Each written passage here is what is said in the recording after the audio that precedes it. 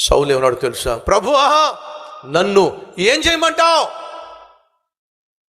పౌలు నోట్లో నుంచి వచ్చిన మొట్టమొదటి ప్రార్థన ఏంటో తెలుసా? ప్రభువా నువ్వేం చేస్తావు, నువ్వేమిస్తావు. ఇది మన ప్రార్థన. పౌలు ప్రార్థన అది కాదు. ఏం చేస్తావు, ఏమి ఇస్తావు, ఎప్పుడు ఇస్తావు కాదు.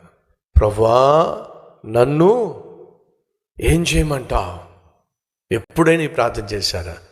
ఎంతసేపు దేవుడా నువ్వేం చేస్తావు, దేవుడా ఎప్పుడు ఇస్తావు, దేవుడా. ఇదే ప్రార్థన. కానీ గొప్ప గొప్ప వాళ్ళని చూడండి, వాళ్ళ ప్రార్థనా జీవితం చూడండి. ప్రభువా నన్నేం చేయమంటావు.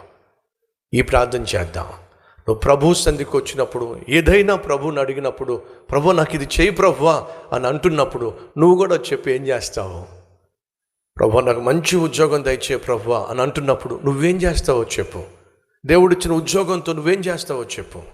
అది నీ జీవితాన్ని మార్చేస్తుంది. అది నేను బహు ఆశీర్వాదకరంగా మార్చేస్తుంది. ఒక సహాయంతో ఆశీర్వదించాడు, దాన్ని తీసుకొచ్చి ప్రభువా నన్ను ఏం చేయమంటావు అంటే దాని వెనుకాల దేవుని ఆశీర్వాదం. దేవుని ఆశీర్వాదం వెనుక దేవుని యొక్క ఉద్దేశము ఉంది.